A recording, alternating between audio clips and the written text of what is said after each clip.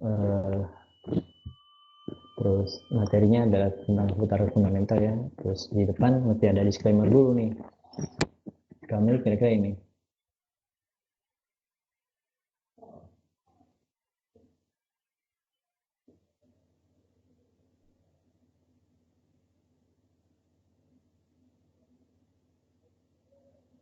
Nah, bagian ini juga cuma ada fundamental doang ya nggak? Oke, mungkin nanti bisa ditonton lagi kalau sempat. Oke. Nah, cantik ya ceweknya. Oke. Pertanyaan pertama adalah kenapa melibatkan fundamental? Oke. Yang pertama kira-kira ini, mungkin jawabannya kira-kira ini. Kemudian bisa juga ini, juga mungkin juga ini, atau ini lebih keren ya. Dan biasanya jadi ini, jadi keren dan berpotensi mendapatkan gelar master. Atau mungkin menyaingi saya dapat dipanggil mbah gitu ya, karena menguasai fundamental. Oke.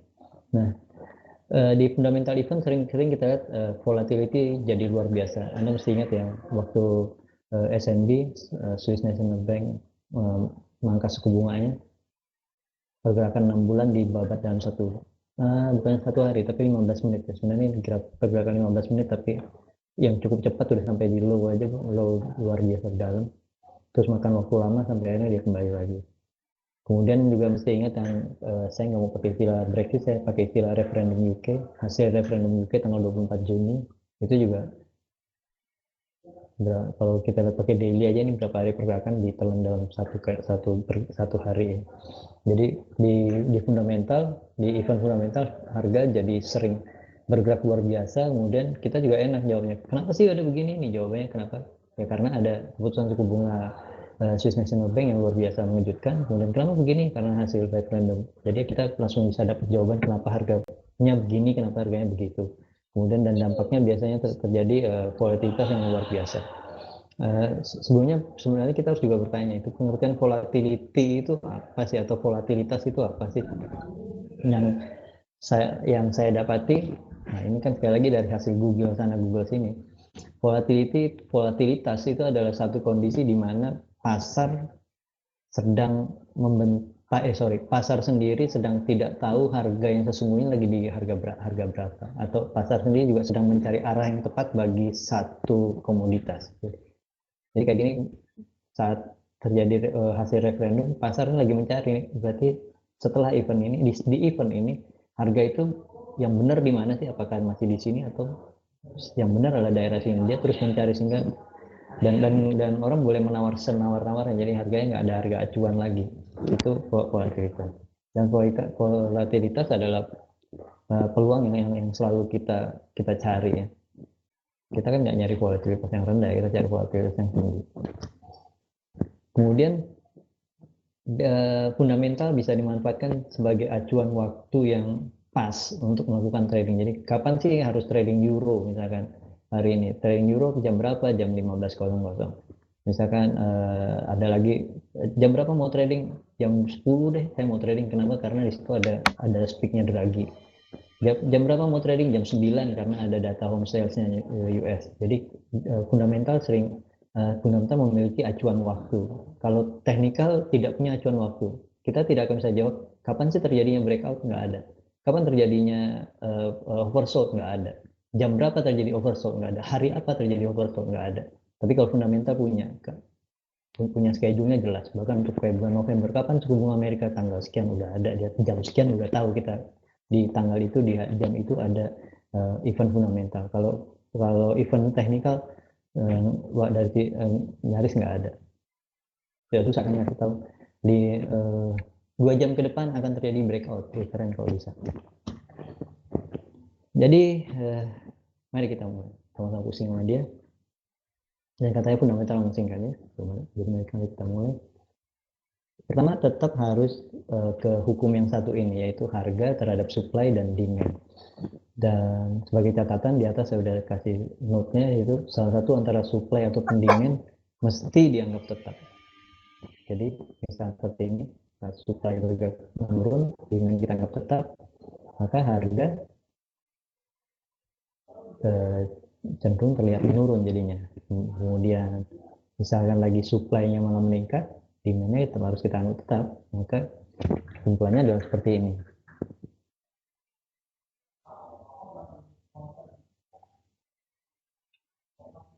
Kemudian bila demand-nya yang naik, nah, ini jadi naik. Ini hukum dasar banget, bisa Anda temukan bahkan di buku-buku ekonomi, bukan kuliah, justru masih sekolah menengah udah ada ya teori yang ini. Hanya di fundamental untuk trading saya sederhanakan dengan menganggap salah satu antara supply atau demand harus dianggap tetap, dan kemudian fundamental itu lebih mempengaruhi sisi demand. Jadi yang faktor apakah supply-nya berlebih atau supply-nya menurun itu kita tiadakan. Kita hanya melihat sisi demand-nya saja. Jadi satu data bagus atau satu data yang dianggap bagus akan cenderung meningkatkan demand, sementara data yang buruk akan cenderung menurunkan demand. Demand terhadap apa itu pertanyaannya? Yaitu secara sederhana aja, karena kita tradingnya di forex ya, secara sederhana demand terhadap mata uang terkait.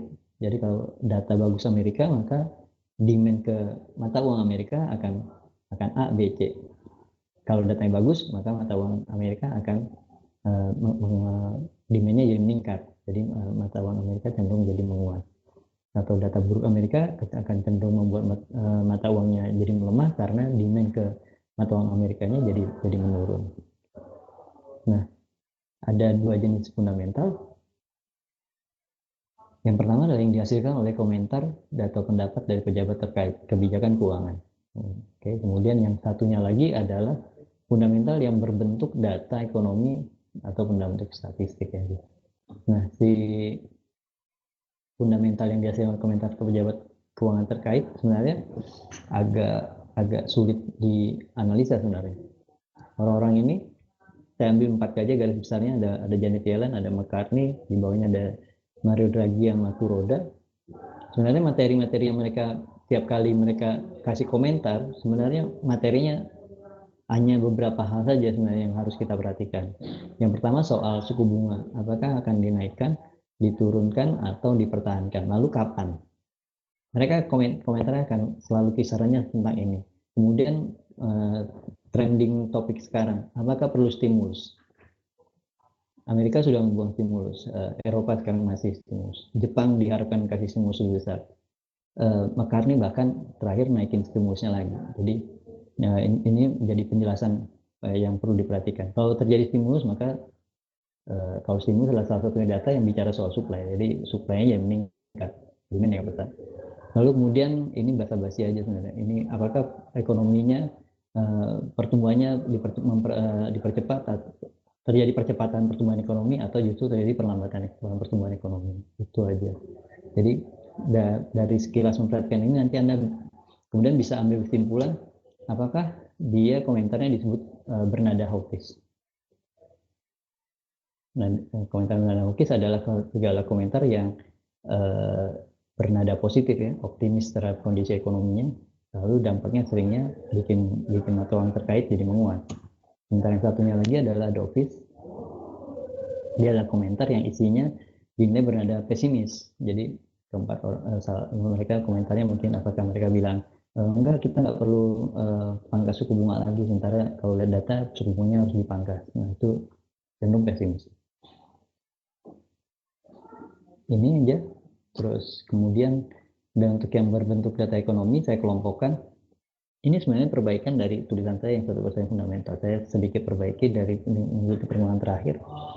Ada balance of payment, itu ada yang bisa diamati dari trade balance dan current account. Kemudian sebelumnya kalau di 1% fundamental, PMI dan ISM saya masukin ke ekonomi survei. Kali ini saya pisahkan sendiri jadi di business condition. Kemudian ada monetary policy, kemudian inflation, employment, tenaga kerja, survei ekonomi, dan housing. Itu dua data terakhir yang sekarang jarang direspon. Hari ini kita sampai sini aja, sampai di balance of payment. Ada current account yang jarang sekali di respon pasar. Ini adalah data mengenai angkanya, itu kasih informasi tentang hutang piutang satu negara. Jadi bila dia datanya pakai angka positif itu, atau kita nanti dapetin berita dengan kata penambahan kata surplus, itu mengatakan kalau hutangnya lebih kecil daripada piutang. Sementara kalau dia lagi defisit, maka hutangnya yang lebih besar dari piutang. Jadi dia pakai angka negatif. Dan data ini cenderung cukup bagus jika pakai angka positif atau angka positifnya besar, atau jika negatifnya mengecil. Tuh, kemudian ini satunya lagi adalah trade balance. Ini tentang ekspor dan impor. Dan ini mulai jadi perhatian, yaitu bila dia pakai angka positif atau dia disebut sebagai surplus, itu berarti terjadi kondisi di mana ekspor lebih besar daripada impor. Sementara saat dia defisit, yaitu angkanya pakai angka negatif, yaitu si ekspornya terlihat lebih kecil daripada impor. Nah, ini contohnya kalau pakai angka negatif defisit, berarti ekspornya lebih kecil dari impor. Nah, jadi kalau di pemahaman saya, data ini cenderung cukup bagus bila dia pakai angka positif dan atau angka positif yang besar, atau jika angkanya negatif ya mesti terlihat mengecil. Hampir semua negara pengen trade balance-nya surplus, termasuklah Indonesia. Indonesia kita juga yang artinya di situ ekspor kita udah ekspor terjadi kondisi di mana ekspor lebih tinggi daripada impor. Jadi satu negara lebih banyak menghasilkan barang yang dia jual ke negara lain. Dia tidak impor, dia tidak mendatangkan barang dari negara lain. Nah, kemudian sementara satu data dengan data lain sebenarnya saling terkait. Nah, trade balance ini bisa dimanfaatkan untuk kasih intipan yang buat kita ngintip kira-kira arah kebijakan keuangan negara tersebut bagaimana. Jadi misalkan terjadi trade balance yang surplus, yaitu ekspornya kan tentu lebih besar dari impor, maka akan menguntungkan bagi negara tersebut jika mata uangnya dalam kondisi melemah. Dan kemudian nanti akan kita temukan kondisi di mana ada upaya dari pemerintah melalui bank sentral untuk kemudian misalkan menurunkan suku bunga atau suku bunga direndahkan, atau dia pakai suku bunga rendah, dan kemudian misalnya ditambah lagi dengan pakai stimulus. Kemudian jika misalkan di trade balance-nya terjadi defisit, dia pakai angka negatif, di mana ekspor lebih tinggi impor lebih tinggi daripada ekspor, maka lebih menguntungkan jika negara tersebut mata uangnya dalam kondisi menguat. Nah, ini nanti kita akan bisa lihat kalau negara tersebut lebih sering terlihat berupaya biar mata uangnya lebih kuat. Contohnya Amerika seumur umur itu nggak pernah surplus, dia selalu trade balance-nya selalu negatif, dan maka kita nggak pernah dengar berita kalau Amerika berusaha melemahkan mata uangnya. Beritanya pasti selalu upaya Amerika untuk upaya The Fed untuk pertanyaan ke The Fed selalu gitu, kapan suku bunga lu naikin? Pertanyaan ke The Fed pasti selalu begitu, kapan suku bunga dinaikkan? Kenapa? Ya karena trade balance mereka sedang dalam kondisi negatif. Slide-nya berakhir sampai di sini untuk materi hari ini. Saya lebih ke trading ekonomi. Bentar ya, saya lupa membukanya.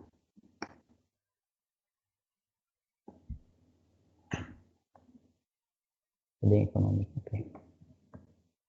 Mari kita lihat beberapa kondisi. Ini juga sebenarnya udah ada ya di Telegram kemarin waktu saya menjelaskan trading balance, kaitannya dengan suku bunga, kalau nggak salah ketika ya. Kita langsung ke balance of trade.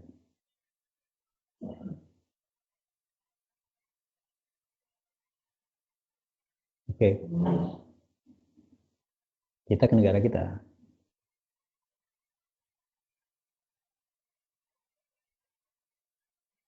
Balance of trade-nya lagi positif, lagi surplus.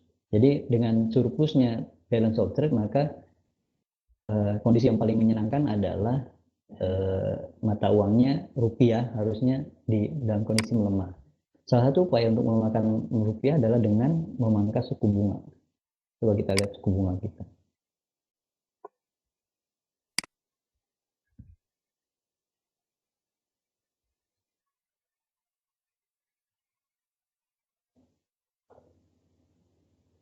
Nanti Anda tinggal cek lagi negara-negara yang lain. Lihat suku bunga kita trennya lagi turun ya. Trennya lagi turun suku bunga kita tahun terakhir aja.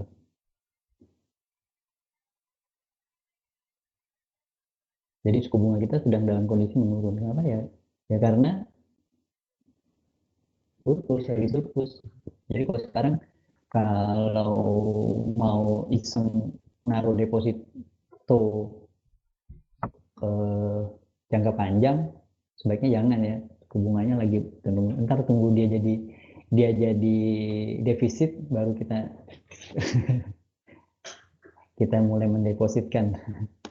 Oke, data itu aja untuk hari ini. Kalau ada pertanyaan, silahkan. Kita sampai sebentar aja. Bisa lewat Telegram aja ya kok pertanyaannya ya. Saya kurang kurang memantau yang apa? Yang lupa. Tim viewer. Yang mau tanya silahkan. Terus mungkin kita dulu ya. Dan ini baunya fundamental. Jadi boleh bilang kita mungkin nggak bicara teknikal. Harapannya sampai hari Kamis ya semuanya tiba-tiba bisa mendadak fundamental ya. Ngeliat aja ya. Jangan, bukan. Draghi, gimana Draghi? Kita lihat. Draghi Euro ya. Oke, kemudian kondisi setting ini. Apa sih yang kira-kira bakal Draghi omongin?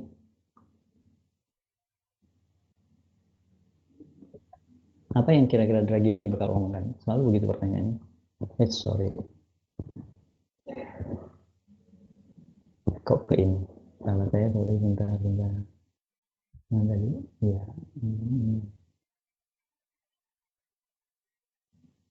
Oke. Pertanyaannya akan begini aja Draghi. Draghi akan bicara apa? Di suku bunga. Naikin, pangkas, atau tahan? Kapan? Ada stimulus nggak? Coba lihat suku bunganya lagi nol. Kemudian dia dan saudara dia lagi surplus. Maka ini peluangnya dia akan bicara soal low rate. Suku bunga yang akan cenderung dia turunkan. Terus juga dia mungkin harus menjelaskan soal stimulus. Itu aja. Nah, suaranya hilang. Masa sih?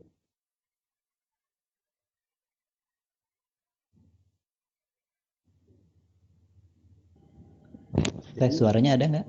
Ada Pak, ada Pak, ada. Oh, ada ya, oke. Jadi kalau kita mau mengawali analisa fundamental adu kok feedback ya. Iya. Oke. Oke, kalau fundamental seperti tadi, seperti yang di ini kita korek Berarti kita gini Pak, maksudnya Pak. Kita korek ya, kita korek kita awali dari trade balance Pak ya. Trade balance. Sekarang lagi bicaranya trade balance dulu. Jadi urut-urutannya kayak gini loh, ini mendadak fundamental nih. Pertama, untuk mengetahui soal bagaimana untuk membuat satu analisa fundamental, pertama yang harus kita ketahui adalah data ini tentang apa. Kemudian ini bacanya gimana tuh? Maksud si angka ini apa ini? Ada di New Home Sales 598K. Artinya 598K itu apa? Terus data ini tentang apa? Maka 1-2 hari ini kita akan bicara soal itu.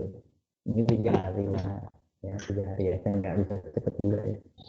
Oke, kemudian kita sering mempelajari.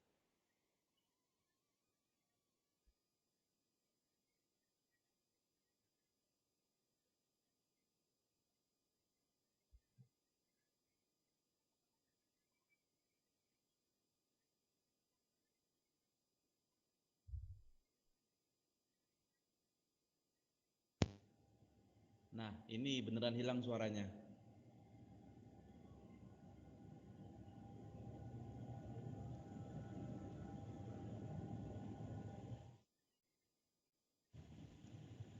Ya. Bisa jadi. Lah, malah kayak acara kuis.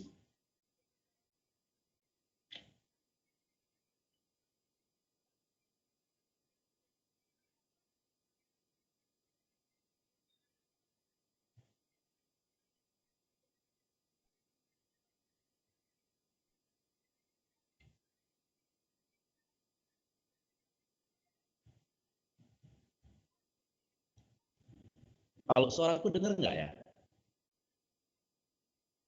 Dengar nggak suaraku, Pram? Dengar ya?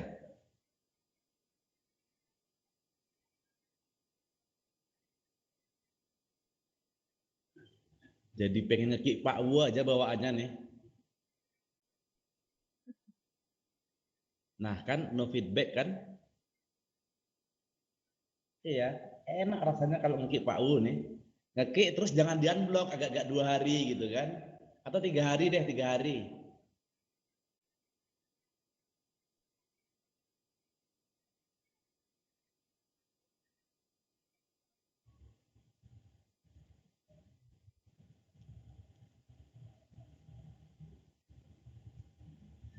3 hari. Sampai ini, sampai event mendadak fundamentalnya selesai baru di unblock gitu kan. Baru bisa join lagi gitu. Ya, lost koneksi nih.